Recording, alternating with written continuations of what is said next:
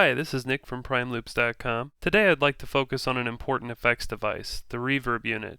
Although I'll be using the RV7000 to show you these controls, you should know that you can apply this knowledge to any reverb that you use, whether it be a piece of software or hardware.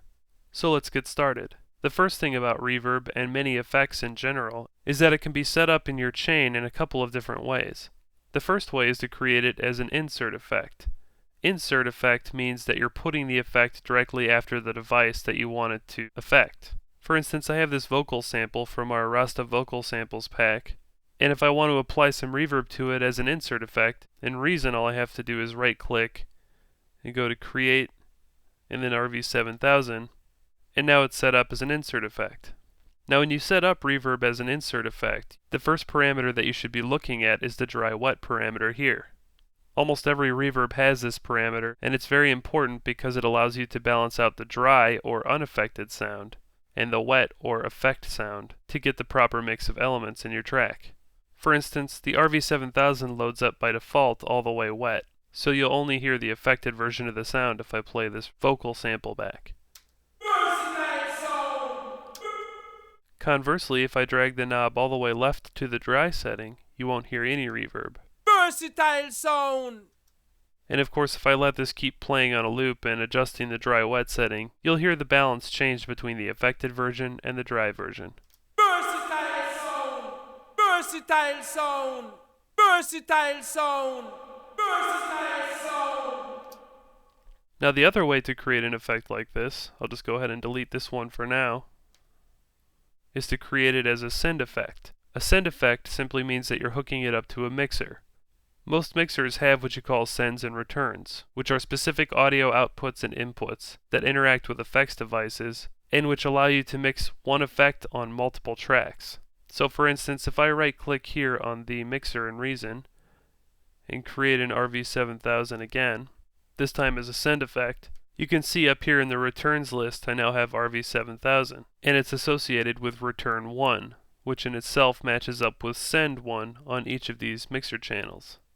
In this way I can use the same effect, this particular instance of RV7000, to be applied to any of my sounds across all of these mixer channels. Not only that, but using the send knob over here, I can change the balance between the affected sound and the dry sound. The send knob is basically a replacement for the dry-wet knob on the effects unit itself.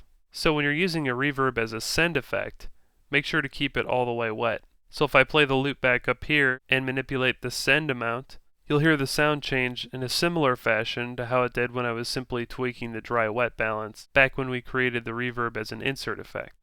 Versatile sound! Versatile sound! I'm going to delete this and go back to using it as an insert effect. So now let's go through and take a look at the parameters of the reverb unit itself. On this particular reverb, the interface loads up in a very simple way, exposing only a few very important parameters to be tweaked. We've already discussed what the dry-wet knob does. I'll set this to about halfway up. Another parameter that you'll see on just about every reverb is decay. Decay is simply the amount of time that it takes for the reverb to fade out after it's been triggered. So if I set decay time pretty low, Versatile sound! You can hear that the decay is pretty short. However, if I increase it quite a bit, it will sound far more cavernous. Versatile sound! The RV7000 specifically has a very nice high-frequency manipulation section. High frequencies are extremely important in defining the character of a reverb, so it's nice to have a few parameters to tweak like this. Not many reverbs have a high EQ setting, but many of them do have some sort of a damping setting for the high frequencies. High-frequency damping is basically a decay parameter for the high frequencies only. So the more you increase high-frequency damping, the more quickly the high frequencies of the reverb sound will decay, leaving only the lows and the mids, resulting in a softer, far less bright reverb sound. So if I bring high-frequency damping way up, here's what it sounds like. Versatile sound! If I bring damping down, you'll have a much brighter sound. Versatile sound! The high EQ knob is just what it sounds like. It's an equalizer for the high frequencies of the reverb sound. Whereas high frequency damping simply tells us how long it takes for the reverb to fade out, High EQ tells us how prominent those high frequencies will be in the sound while they're playing out. So if I turn this down, the high frequencies will still decay for a long time, but they'll be much softer. Versatile sound. Whereas if I turn high EQ up, you'll have more high frequencies. Versatile sound. Now the nice thing about the RV7000 unit is that you can get just about as detailed as you want in tweaking your sound. If you simply click this little Show Remote Programmer button right here, it unfolds a more detailed interface. The next thing we should cover is the concept of an algorithm. An algorithm is simply this unit's way of generating sounds, and there are a variety of different ones available in the RV7000. Each different algorithm in the unit exposes different parameters for you to tweak. For instance, this plate algorithm has a couple of parameters to be tweaked right here. One of those parameters is pre-delay, something that you'll see in a lot of reverb units, and which is very helpful as a special effect. I'll turn the decay down just a little bit for this. I just reset some of these parameters. So what pre-delay does is set up a delay time between when the dry sound plays and when the reverb is actually heard. When I have pre-delay set to 0 milliseconds, which it is by default, you won't have any delay between when the sound occurs and when the reverb occurs. Versatile sound. However, if I set pre-delay up a little bit, say up to 142 milliseconds, you'll now hear a little bit of an audible gap between when the dry sound plays and the reverb is triggered. Versatile sound. I'll bring that back down and we'll move on. Another commonly found set of controls in a reverb is the EQ section.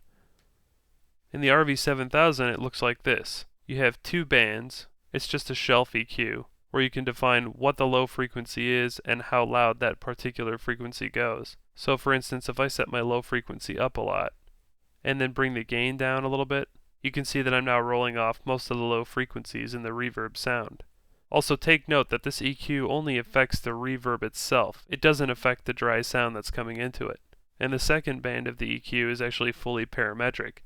That is, you can define its frequency, its gain, as well as its bandwidth, or Q. So if I just select a frequency here and bring it up a little bit in gain, you can see that you can actually define a pretty sophisticated EQ curve for the wet part of the sound. And then here's the bandwidth. You can actually expand how many frequencies this band encapsulates. So I'll loop this vocal sample while I mess with some of these EQ settings. Versatile sound. Versatile sound. Versatile sound. Versatile sound. Going back up to the algorithm setting here, you'll see that different parameters pop up. If I come down here to the arena setting, a variety of other typical reverb parameters come up, specifically the size and the diffusion parameters. Since a reverb unit is really just trying to recreate a fictional space, the size parameter can be thought of as the size of that space. If I play this back and manipulate the size parameter, you'll definitely get a sense of the room expanding and contracting. Versatile. Versatile sound. Versatile sound. The other parameter that pops up a lot in reverbs is diffusion. You can think of diffusion as a smearing effect. The way the reverb sounds without any diffusion is that you can clearly hear all of the different bounces of the reverb off of the walls in this fictional room that we're creating. If you have diffusion turned all the way up, it smears out those bounces to the point where they're not individually audible, but rather they meld together into one smooth reverb sound. I'll first let you hear it with diffusion turned all the way up. Versatile sound. You can definitely hear some of the individual bounces, but for the most part, the reverb sound is smoothed out. However, if I turn diffusion way down, you can see that the individual bounces off the walls will be far more audible. Versatile sound. That about does it for the typical parameters of a reverb. At the end of the day, it's simply about defining a fictional space and how sound moves around within that space. You can smear out the sound reflections between the walls. You can increase and decrease the size of the room. You can determine how the high frequencies are distributed, which frequencies are actually reverberated, how long the reverb plays out, etc. I'll see you next time for more music production tips and tricks. Stay creative.